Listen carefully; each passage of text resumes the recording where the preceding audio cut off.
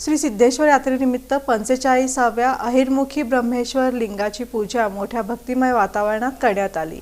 रविवारी सोलापूरचं ग्रामदैवत श्री सिद्धरामेश्वर यात्रेची सुरुवात 68 लिंगांच्या तैलाभिषेकानं करण्यात आली।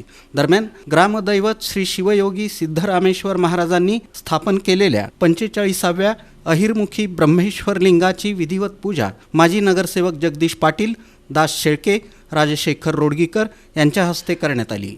यावेळी माजी नगरसेवक अमित पाटील, गोपाळ सोमाणी, ईश्वर होळीमठ स्वामी, सुमित पाटील, चेतन प्रचंडे यांची उपस्थिती होती। अहिरमुखी ब्रह्मेश्वर लिंग ग्रामदेव श्री सिद्धरामेश्वरांनी 800 वर्षापूर्वी स्थापन केलं 11व्या शतकामध्ये। या अहिरमुखी ब्रह्मेश्वर लिंगाचं वैशिष्ट्य असं आहे की हे जललिंग आहे। भारतामध्ये एक पुष्कर तीर्थला लिंग आहे आणि दुसरं लिंग हे सिद्धरामेश्वरांनी स्थापित केलेले जललिंग आहे।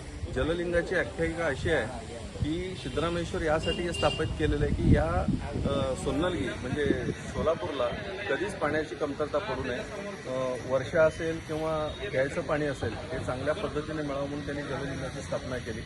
पुष्करणीनंतर या तीर्थाचं जर येऊन दर्शन घेतलं तर पुष्करणीचं दर्शन घेतल्यासारखं इतका महान आख्यायिका याच्या मागं आहे। या शहरातील मुस्लिम समाजातील काही लोक आणि हिंदू समाजातील काही लोक एकत्र येऊन हा अहिरमुखी ब्रह्मेश्वर लिंगाची स्थापना ही मिळून केलेली आहे आणि या शहरात शांतता मानलेली आहे। असं हे अहिरमुखी ब्रह्मेश्वर लिंग आहे।